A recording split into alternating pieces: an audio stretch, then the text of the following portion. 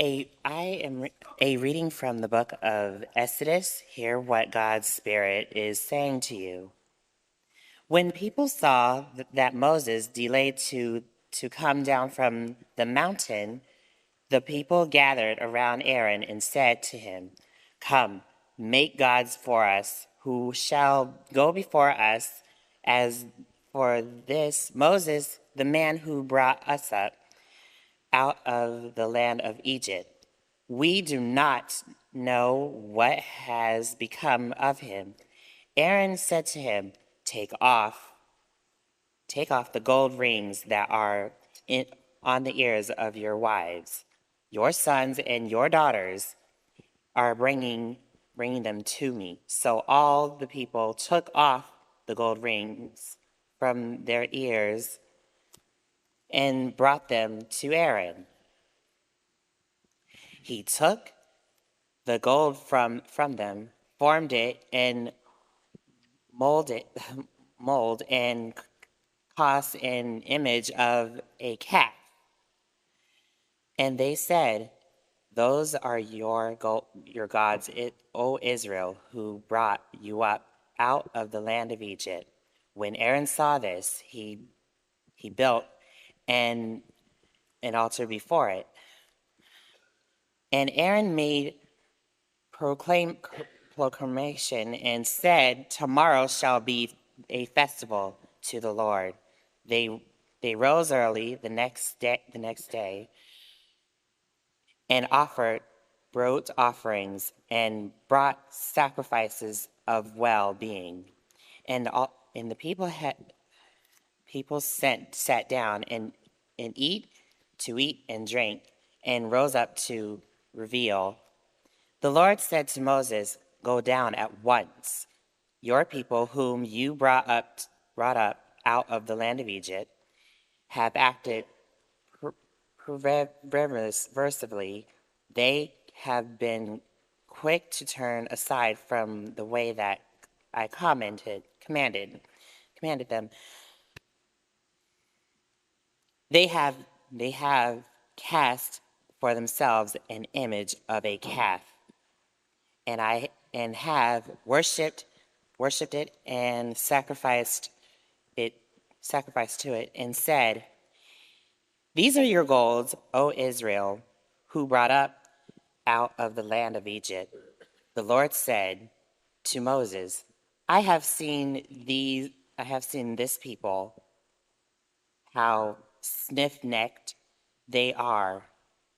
Now let me alone, so that my wrath may burn hot against them, and I may consume them, and of you I will make a great nation."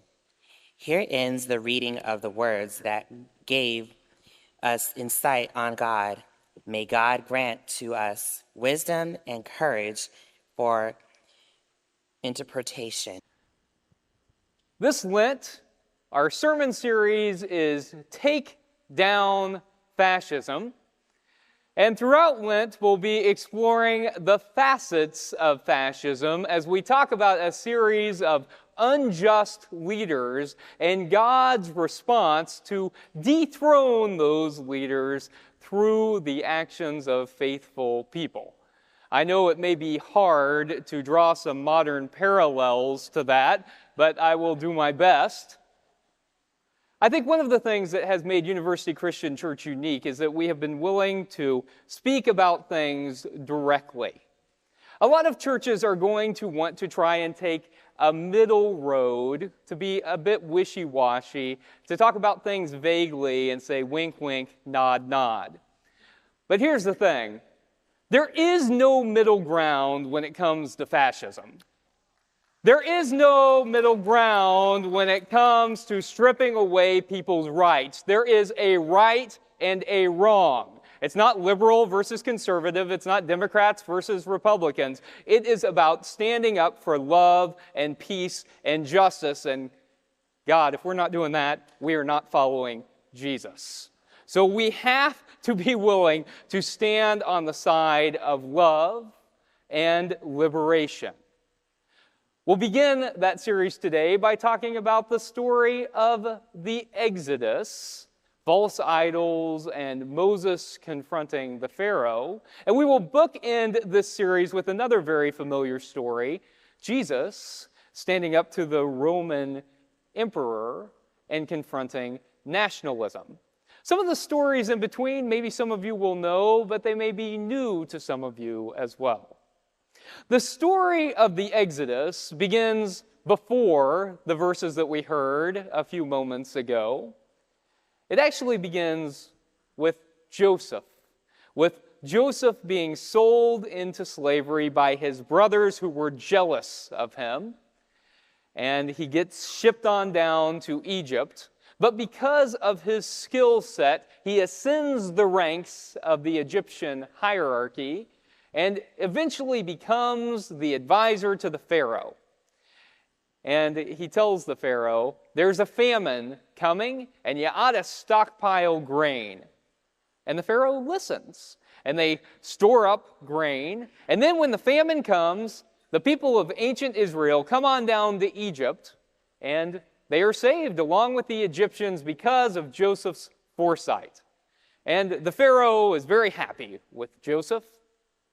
But then years go by, and then generations, and there's a new Pharaoh, a new group of people who are in charge, and they have forgotten everything that Joseph did for the Egyptians. And the ancient Israelites are oppressed. They are enslaved. And the Pharaoh is pretty happy with this arrangement. I mean, a free labor force after all, right? You know who isn't happy? The ancient Israelites and God. And so God sends this reluctant messenger, Moses, to go to the Pharaoh and ask for the release of the ancient Israelites. The Pharaoh politely declines, and Moses says again, let my people go. And after a series of 10 plagues, the Pharaoh finally relents and lets the ancient Israelites go free. But they don't get very far down the road before the Pharaoh starts to have second thoughts about them wandering off into the sunset. He says, whew, that's my free labor force. I don't think so. And so he sends the Egyptian army after them. And the only reason that they get away is because the sea parts, the ancient Israelites cross, and then it comes crashing down on the ancient Egyptians. Then they're on the other side. They're headed down the path to the promised land, to the land of milk and honey. But before they can get there, they make a little pit stop at Mount Sinai. And Moses goes up the mountain to commune with God, to receive the 10 Commandments, and it takes 40 days. Now that number should sound familiar. It's a symbolic number, 40 days. It's the amount of time Moses is on that mountain. It's the amount of time, 40 years, that the ancient Israelites are going to wander through the wilderness. 40 days is how long the ancient flood lasted. 40 days is how long Jesus later is in the wilderness. And the season of Lent lasts 40 days. It's a symbolic number. But while Moses is up on that mountain, the ancient Israelites start to get a little antsy. They start to wonder if he's ever coming back down. They start to wonder if their God Yahweh and their leader Moses maybe have abandoned them. And so Aaron allows the people to melt down their gold and to form a golden calf, a false idol. Now this golden calf was a symbol of many gods in the ancient Near East. There's a Canaanite god called Baal that we read about over and over again in the Hebrew Bible.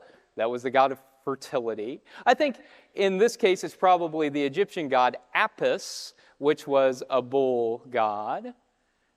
And so they have exchanged the false idol of the Pharaoh for this false idol of the golden calf, and they begin to worship it.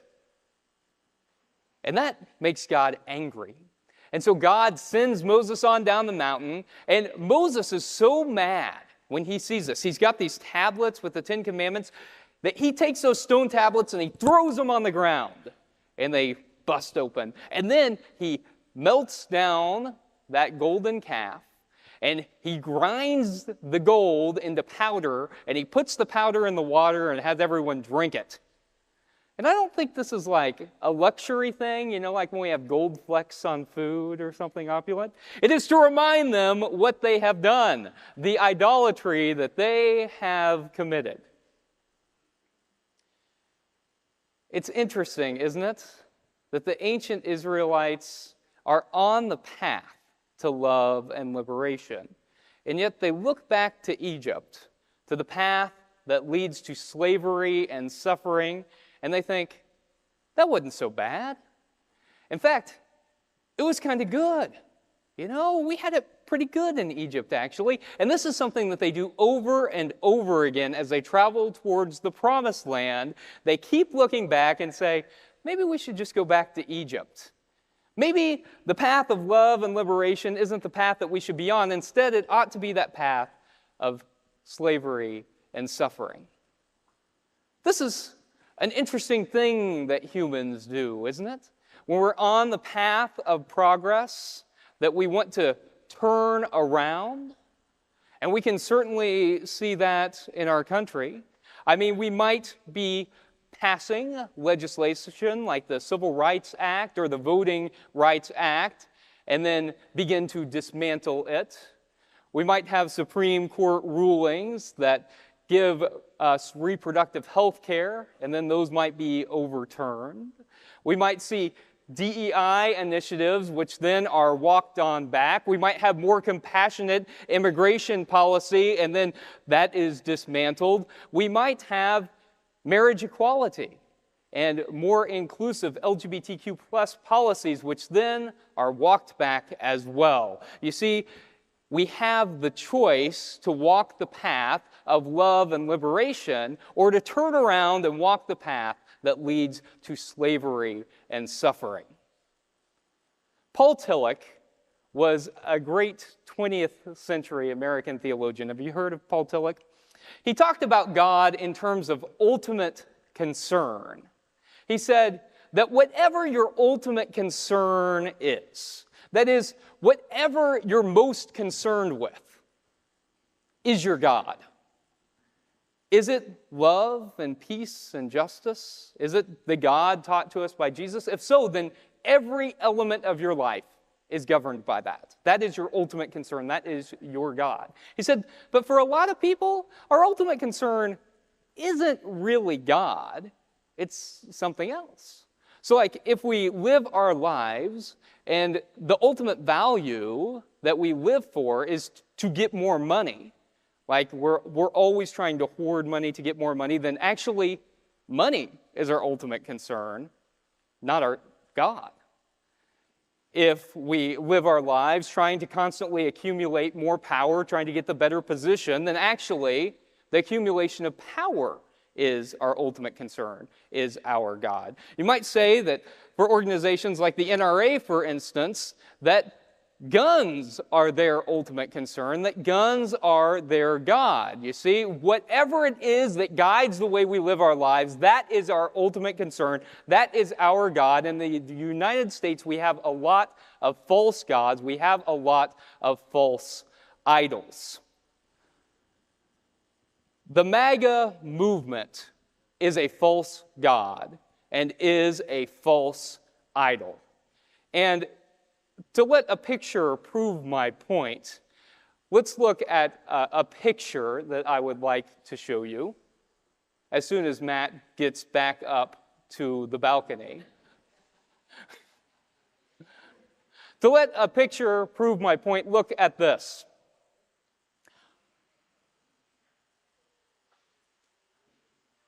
Picture's worth 1,000 words, right? The picture on the left is the ancient Israelites worshiping the golden calf. The picture on the right is the golden trump. This is an AI-generated video, image still, that was released by the White House about Trump's Gaza. That is, Trump's plan to get rid of Palestinians and to make Gaza into a resort. If ever there was a clearer image of idolatry, it has to be this, right? There is no clearer image than this. That the MAGA movement is a false idol. Human beings want to do this, you see. We are given the path of love and liberation. We are given the path of progress. And all too often, the path that we choose is the path of regression, the path that leads to slavery and suffering. But our call as people of faith is to continue the journey, even though it may be long, even though it may be tedious, even though it may require much sacrifice from us. Our call is to walk the path that leads to love and liberation. I think we can get rid of that image, Matt. I've seen enough of it, I think. It is forever burned in my retinas, unfortunately. We are called to walk the path of love and liberation. Diego was talking to us earlier about a theology of liberation. Our God is a God that is all about liberation and change. Our God is a God who constantly calls us to move away from our own suffering and the suffering of others. But unfortunately, there is so much in our society that causes us not to live out of a place of love, not to live out of a place of hope, but to live out of a place of fear. Fearful that what we have will be taken away. Fearful of others. But friends, that's not the gospel. The gospel is about relying on others, about seeing the sacred worth and value in others. And whenever we are able to do that, then we are able to live into the gospel of love and liberation. Throughout Lent, we will hear stories of how God has dethroned unjust leaders. And you know how God does that? Through faithful people who are willing to stand up against injustice. Through faithful people who are willing to proclaim the hard message of love and hope and compassion and care. So friends, each day we have the choice of which path we are going to walk. This Lent we commit to the path of love and liberation. May it be so, and thanks be to God. Amen.